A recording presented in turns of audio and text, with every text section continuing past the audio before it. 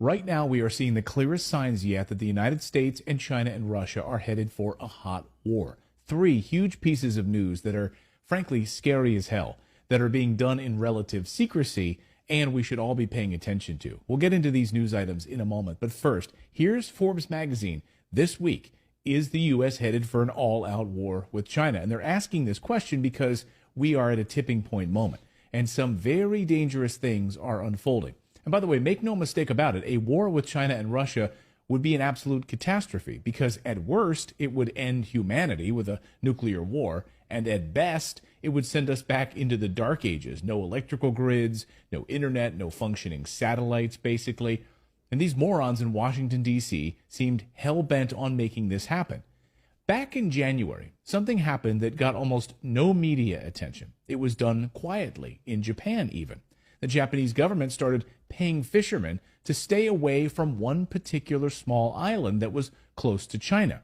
Here's what happened. Japan's defense ministry began construction of a new base on Mageshima, an island in southwestern Japan, on January 12. Ministry staff and construction workers took a boat to the uninhabited island. The base will also be used by the U.S. military for training. Oh, the U.S. is coming.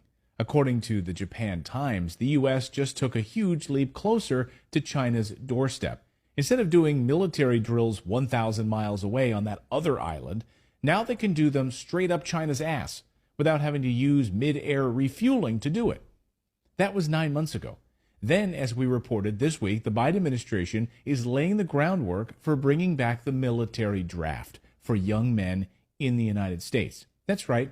This is not a fantasy. According to the documents from the U.S. Army War College's plan, they predict that the United States will lose 3,600 soldiers per day in casualties when we start fighting China and Russia. And they say we need the draft now because we won't be able to replace those kinds of numbers without it. Taking 3,600 people per day and throwing them into the meat grinder. They admit this right in black and white, right in their documents. And members of Congress are calling for it. Everything that we're seeing over the past few weeks is coming to a boiling point. It all started in earnest, though, over 10 years ago during the Obama administration in an effort to strangle China.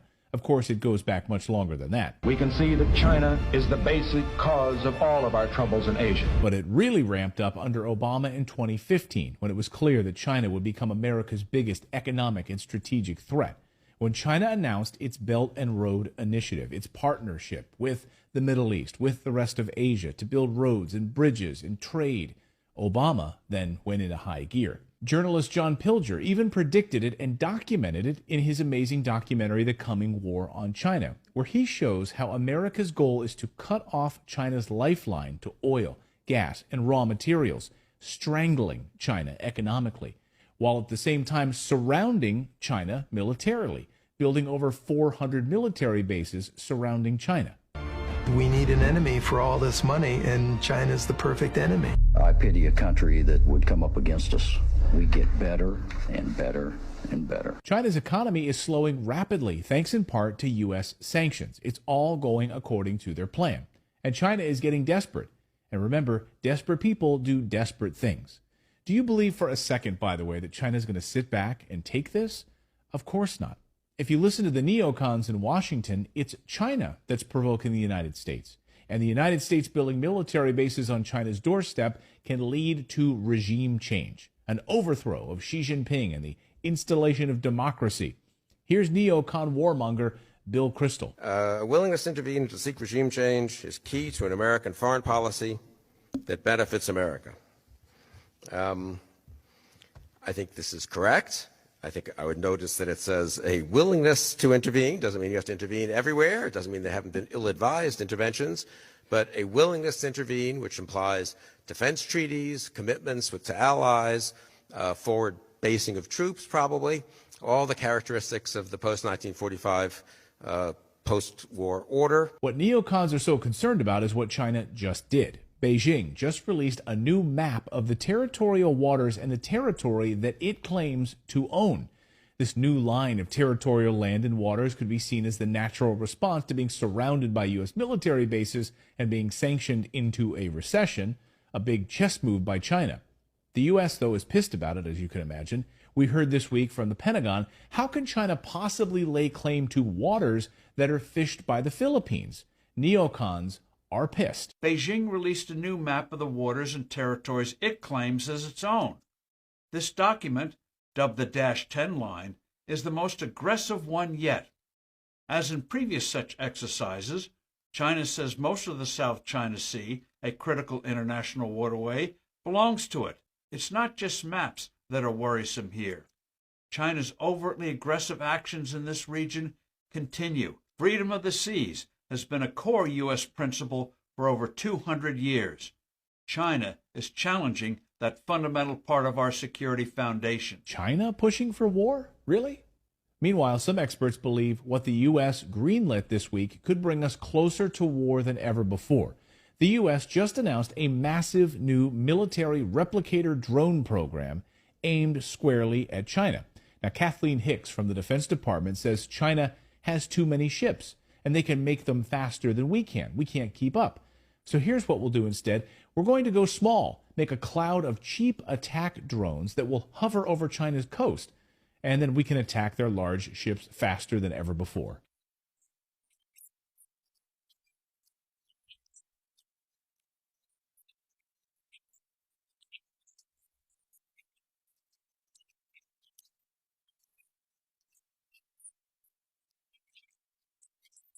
So that happened during the same week the Biden administration started labeling China as our biggest threat publicly. Clown Antony Blinken was out there in an interview, said China wants to dominate the world. We need to be prepared. And he pointed to the Pentagon's recent report that names China as the top threat to the United States. Not Russia or Al-Qaeda. No, it's China. And then suddenly this week, out of the blue, the Biden administration suddenly recognized the sovereignty of 2 Pacific islands and said, yep, we now recognize you as your own countries, the Cook Islands and the Niue Island. Now, the Biden administration has deemed you to be sovereign nations. It's like being crowned or knighted, by a king. Can we now build military bases on you, pretty please? We just gave you sovereignty, basically. Can we build there, please?